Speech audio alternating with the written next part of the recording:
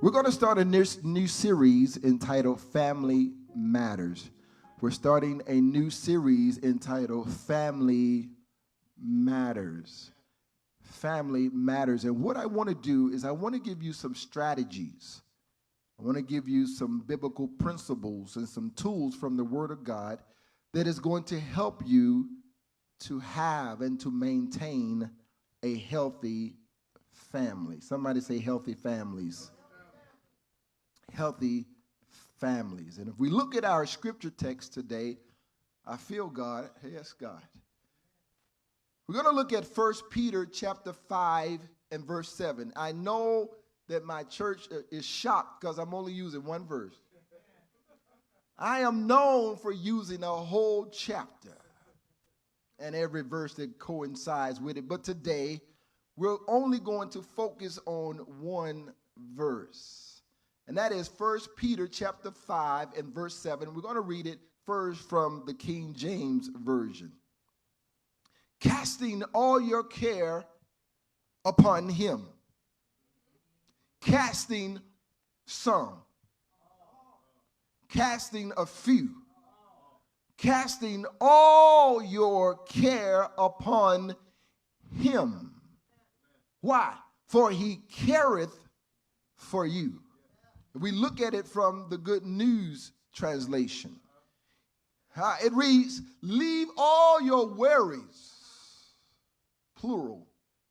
Leave all your worries with him. Him being Jesus the Christ, Yeshua HaMashiach. Because he cares for you. Family Matters. And today, part one of this series, I want to use the subtopic, family tree. Family tree. There has been much debate to whether COVID was sent by God or authored by Satan. And while I don't have a definitive answer, I cannot stand here this morning and to tell you with an assurance of who sent COVID. And while I don't have the answers that some of you would want as to who is the author of this dreaded disease, I can say that for a certainty, or with a certainty, that it has caused the world to pay attention.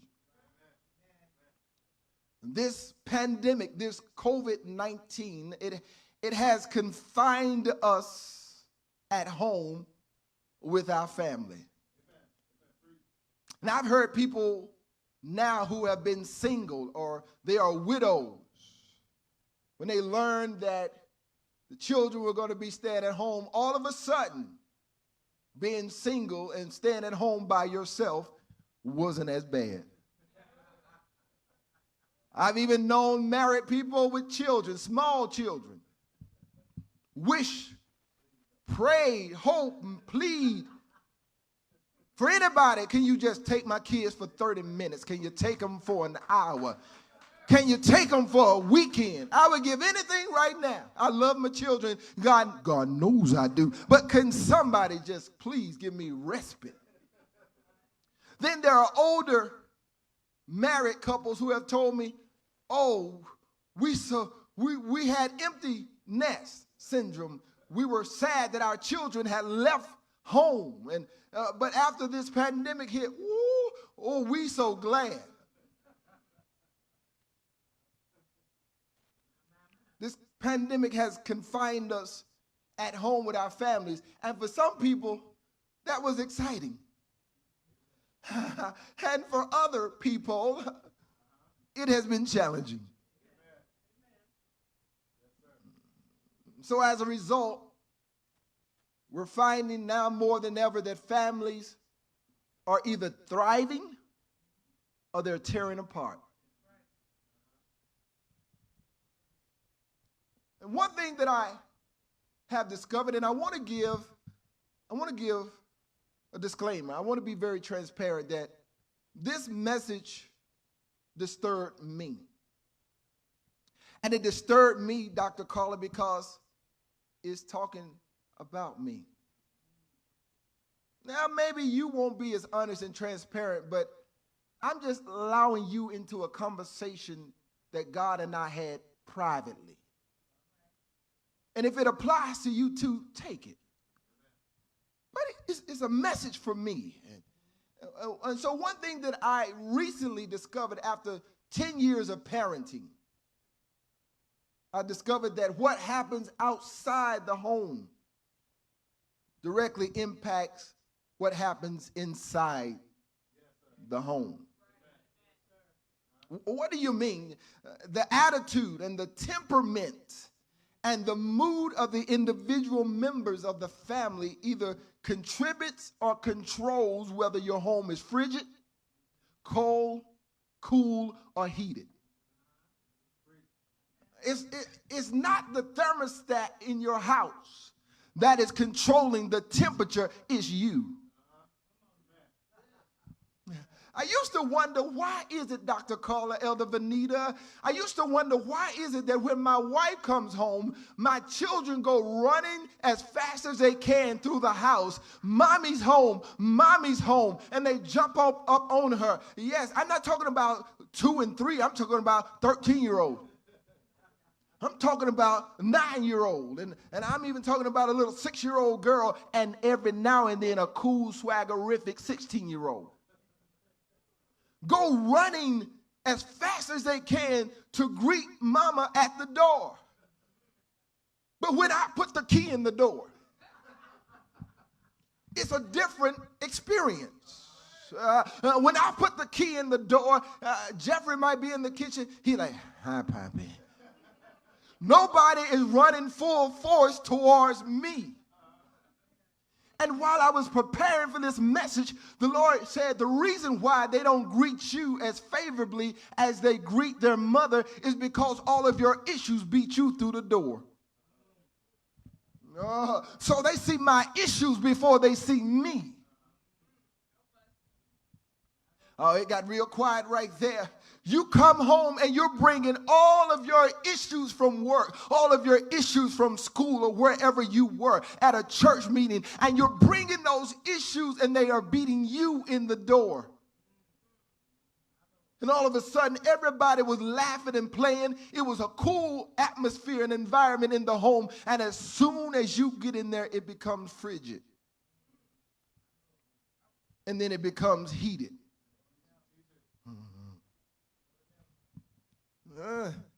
Certain places we go now because of COVID, they require a temperature check.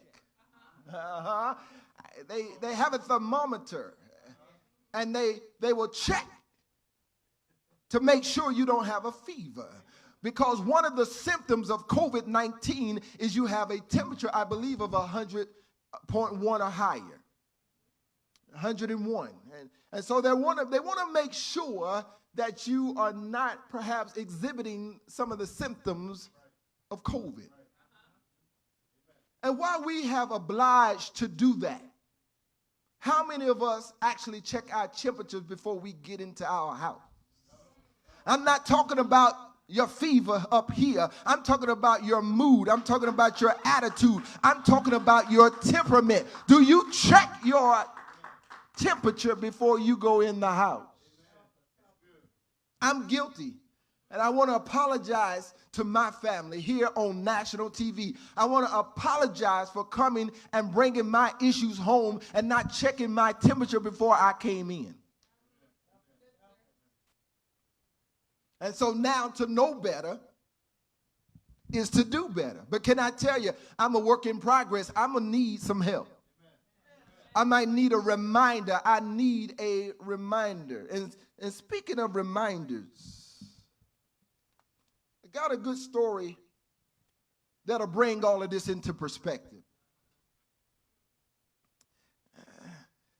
There was a young man who was a carpenter. He had been hired to work at this farmhouse to help restore it.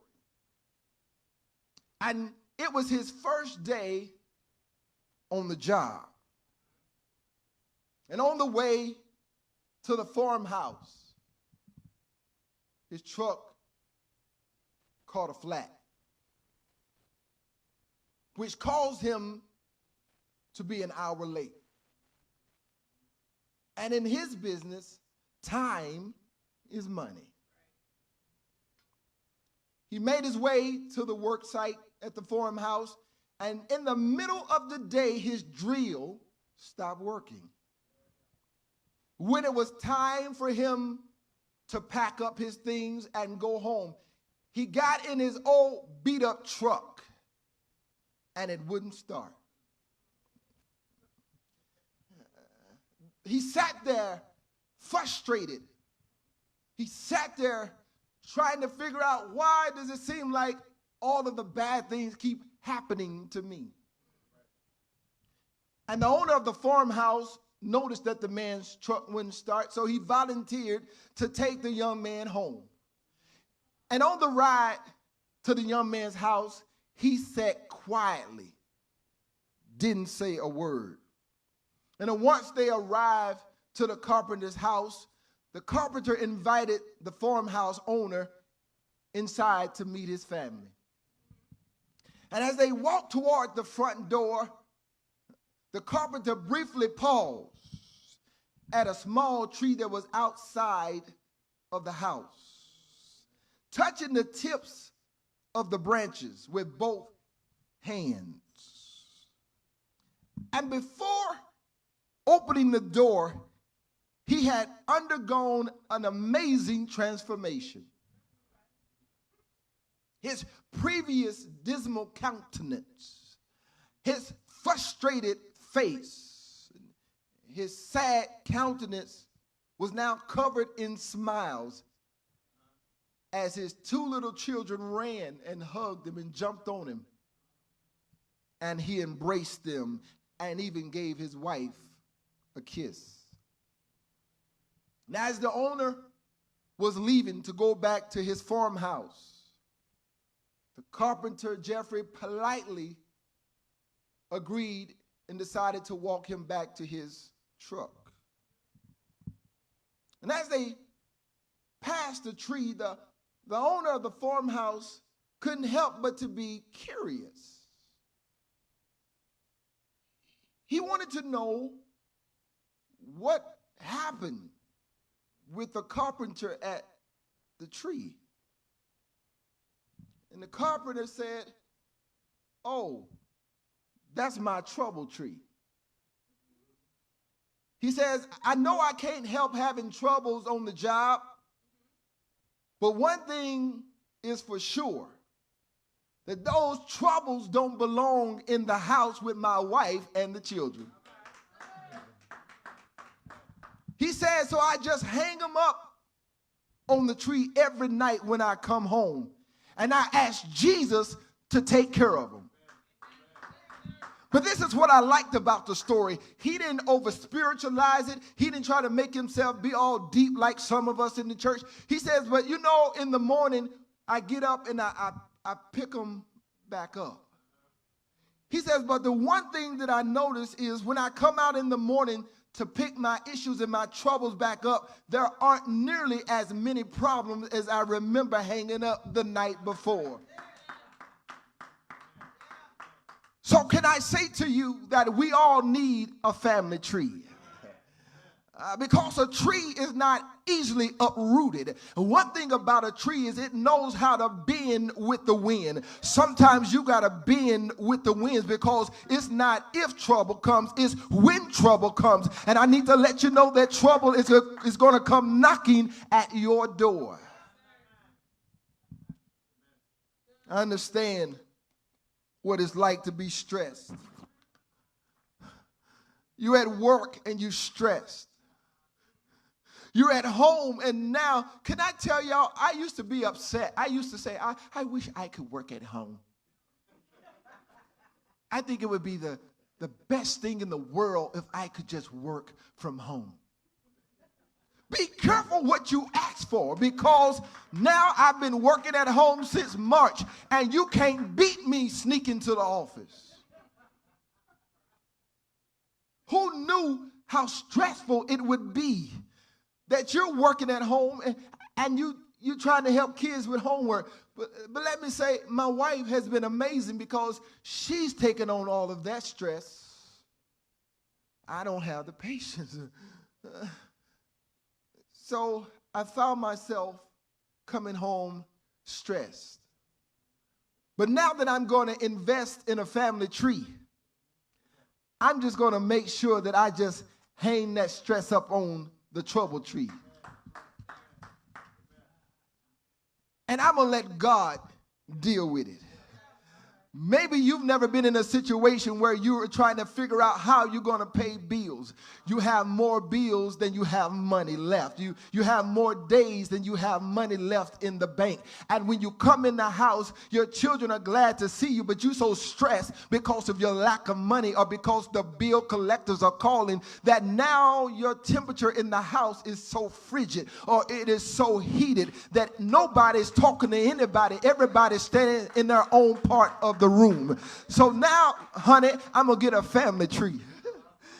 And now I'm going to take all of my debt issues, and before I get home, I'm just going to put them on the trouble tree. I wish I only had 2 issues. But can I tell you, as a pastor, I still have fear. Fear of the unknown. Fear of failure. Fear of not succeeding. Fear of not being good enough. Fear of leaving my children and my wife too soon. But so now I discovered from the young carpenter that I'm going to have to leave fear on the trouble tree. When I get home now, I'm just going to have to hang it up on the trouble tree. I wish I only had 3 issues.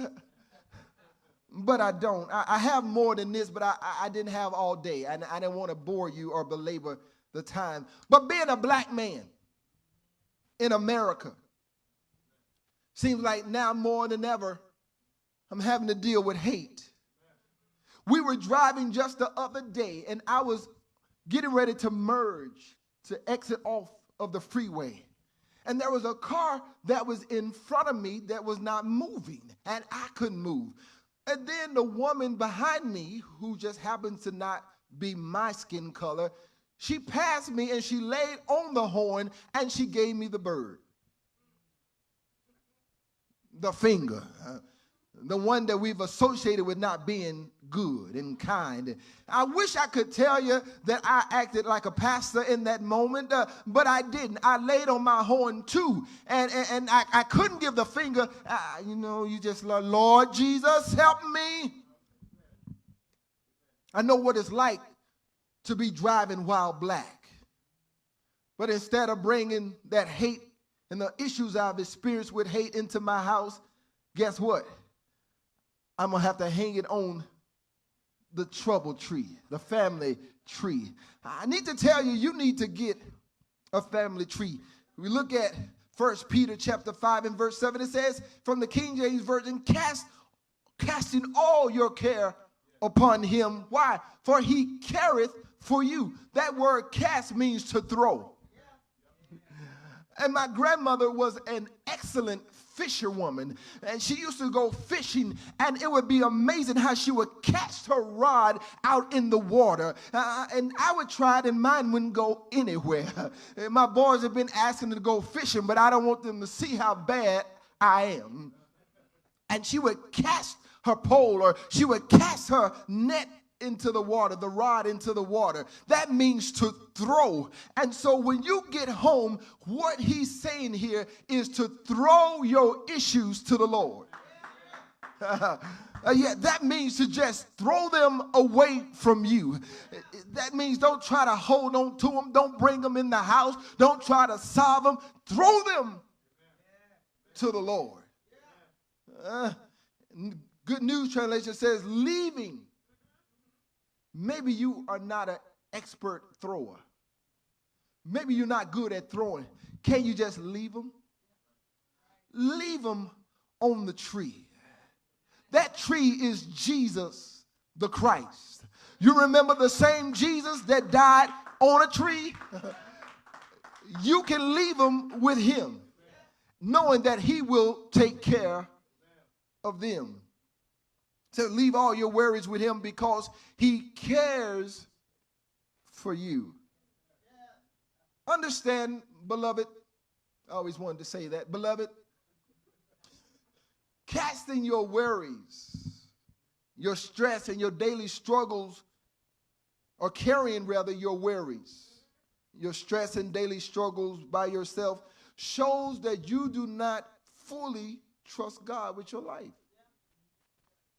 I'm guilty. I haven't been trusting him fully with my life because I've been holding on to my issues. Letting God have your worries is active, not passive. You got to do something. Well, but you don't know how long I've been dealing with it. Let it go. Don't submit to circumstances, but to the Lord who controls circumstances. Somebody said, throw them away. Cast them to the Lord. Why do you need a family tree? As I'm getting ready to close, because I've been preaching real good. Yes, I have. Thank you so much. The family tree. Why do we need a family tree? If we go back to this story with the young carpenter, number one, the reason why we need a family tree is so it reminds us not to get hung up on things you can't change. Don't get hung up on things you cannot change. And that's why some of us are so ready to give up and to give out. Some of us about to give in because we've been holding on to stuff that we should not be holding on to. You can't hold on to your issues and then try to hold on to God's unchanging hand. You're going to have to make a decision. Are you going to hold on to God's unchanging hand, or are you going to keep holding on to your issues, knowing that your issues are affecting everybody around you? You don't have to worry about, are you spreading COVID? You need to worry about, are you spreading your issues? Are you spreading your issues? My kids looking at me like, who is this man talking? But that's what the Word of God does. It shows us ourselves, our deficiencies, our weaknesses. So number one, the reason why you need a family tree, Elder Sean, is so that you do not get hung up on things you can't change. I can't change if I don't have the money to pay the bill right now. I can't change if the car battery is not starting right now. I can't change it before I go in the house, so why bring it in the house? I can't change if I got the bird when I was on the road and it wasn't my fault. I can't change that I'm stressed out on my job. I can't change that I'm in debt and I'm believing God to get out of it. So if I can't change it, maybe I should just give it to God. So don't get hung up on things you cannot change. Number two, the point I want to make in this start of this new series is Jesus already hung your issues on the tree. So stop using them to crucify your family. Ooh. Oh, hold up. Somebody in Cyberland said, could you say that again? I will. Jesus already hung your issues on the tree, also known as a cross. Calvary, on Calvary. So because he took away your issues, you don't have to keep bringing your issues inside of your home and crucifying your family. He's already taken it away. Jesus already hung your issues on the tree. So stop using them to crucify your family. Oh, I'm preaching real good. Somebody say, why you keep saying that? Because I don't really have anybody here to tell me, so I'm going to witness to myself. Number three, you don't have to keep holding on. Have you ever heard people keep saying, I'm just holding on. I got a new revelation. The reason why you are holding on is because you keep holding on to your issues. You keep holding on to it. You don't have to keep holding on if you hang it up. What is it? Issues and troubles. So if you are barely holding on, it's because you haven't hung it on the tree. It meaning your issues or your troubles. You haven't hung them on the family tree. And then this one is so simple, and I'm done. This one is so simple. Before you go in your house, remember, God cares for you. Woo, it's not deep. God cares for you. How do you know that? Because it tells us in 1 Peter chapter 5 and 7. For he careth for you. And because he cares for you, you don't have to pick up the tree. You don't have to move the tree. You don't have to walk around with the tree. You don't even have to walk around holding on to your issues. He said, let it go and give them to me. That's why we got to let go and let God. Somebody put that in the comments. Let go and let God. The songwriter said, when I stopped worrying about it, and when I decided to let go, and I let God have his way. Don't get hung up on things you can't change. Jesus already hung your issues on the tree, so stop using them to crucify your family. You don't have to keep holding on if you hang it up. What is it? Your issues and your troubles. And at the end of the day, all you got to know is God cares for you. He cares for you that he said, throw away or cast aside your troubles. Let them go. Let them go. Unforgiveness, let it go. Hurt and resentment, let it go. Disappointment and frustration, let it go. Let go. Let go. Let go. The carpenter had a hard day. Caught a flat. Drill stopped working. Old beat up pickup wouldn't crank. But as he was getting a ride home, I can imagine that he was sitting there and he was meditating. I'm sure he said to himself, I've never seen the righteous forsaken, nor their seed begging bread. I'm sure he was rehearsing in his head, I'm the head and not the tail. I'm the lender and not the borrower. You got to put the word on it. Because your family is depending on you. Get out of yourself. Get out of your issues. Get out of your emotions. Put the word on it. Trust in the Lord with all in thine heart and lean not into your own understanding. In all of your ways acknowledge him and he will direct your path. I can imagine he was meditating on the word. Because if you meditate on the word both day and night, you shall have good success. I imagine he was saying, the Lord is my shepherd. I shall not want. He maketh me to lie down in green pastures. I'm sure he was saying, the Lord shall supply all of my needs according to his riches and glory.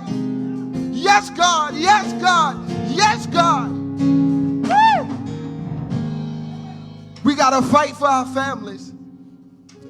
The enemy is trying to erode our families. He's trying to dissolve the family unit. But we got to get a family tree. Maybe you need to go and find at the Salvation Army, go somewhere and find you a tree. Maybe leave some cards outside the house and start writing down your issues and leaving them on the tree. I'm going to do it. I challenge you to do it. Come on, right where you are, let go. Let God have his way. Let go. Let go. Let go.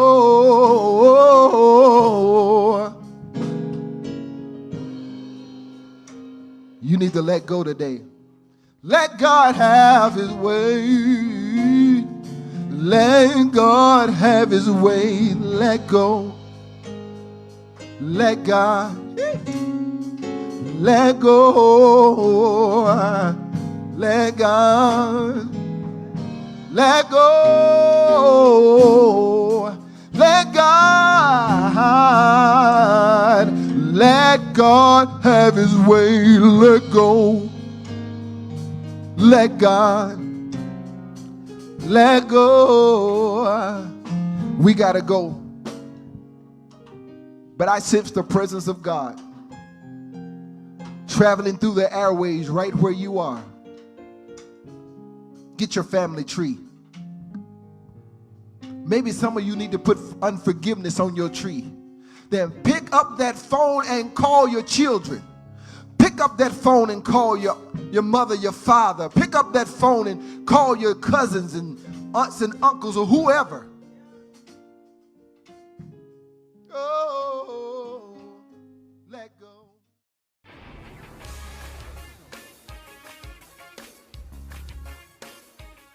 Thank you for joining Community Impact Church Online.